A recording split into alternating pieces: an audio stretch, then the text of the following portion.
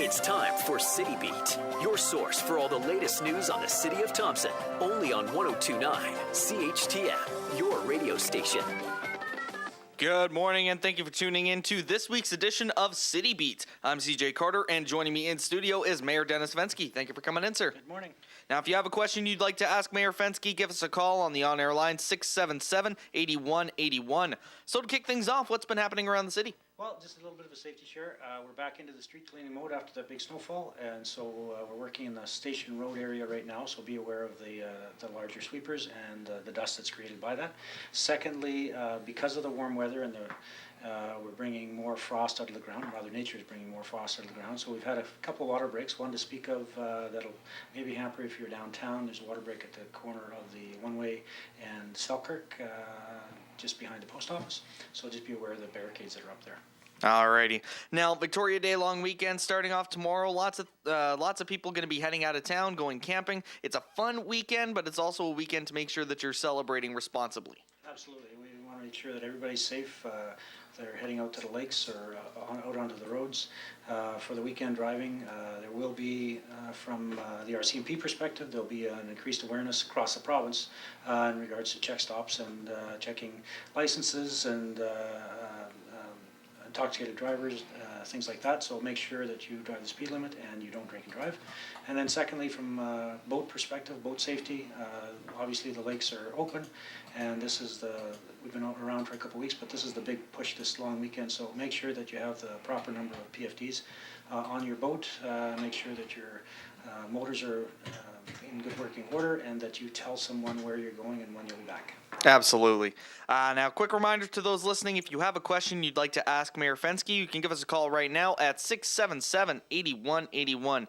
Now, mention the RCMP. I saw on Facebook over the last week, it was a picture posted by my buddy Casper over at The Citizen of a local RCMP member after having jumped off of the causeway on 391 by the airport to check on a vehicle that had fallen off the causeway. So I figured this would be a good chance to talk about our RCMP and the level of dedication that they bring to their job. Absolutely, and that picture says 1,000 words, as the saying goes, and that's the dedication and the commitment that those people have in the force, that they put their safety second, and there was a concern in regards to the vehicle partially submerged, didn't know if there were people in it or if there was injuries, and again stripped down, took his vest off and jumped in to make sure that the scene was safe and everybody was out, and they had previously vacated the vehicle, but just the same, just place yourself in that ice cold water in those conditions and see how you would operate.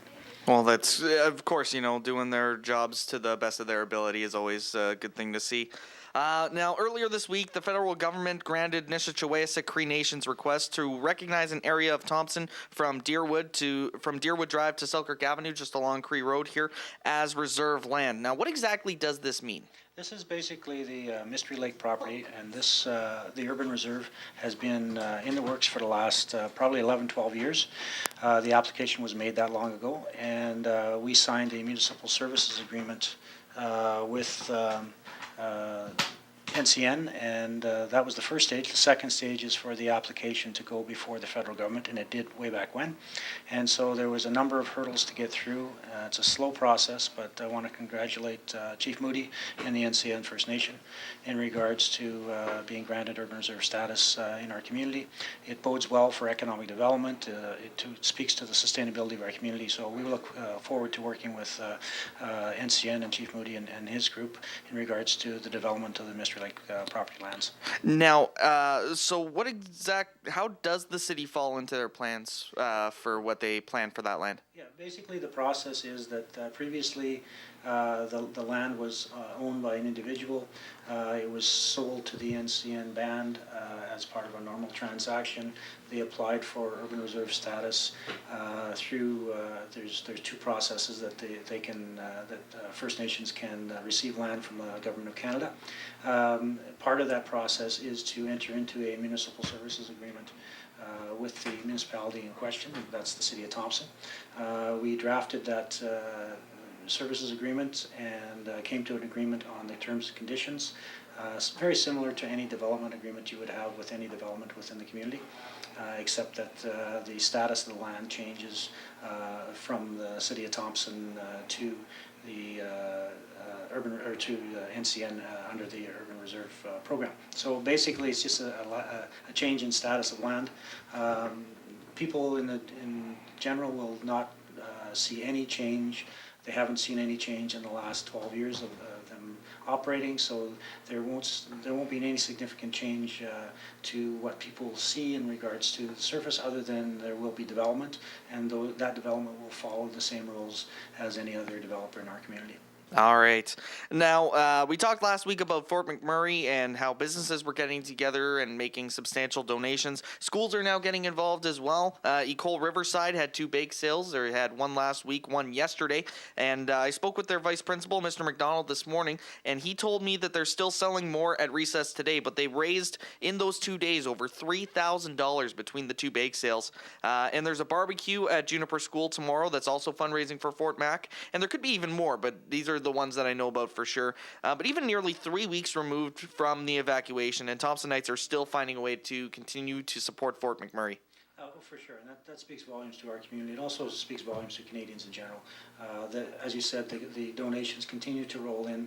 You can still donate online to, if you go to redcross.ca, check yourself to the link with Fort Mac, and again, a reminder that the federal government is matching dollar for dollar on personal donations.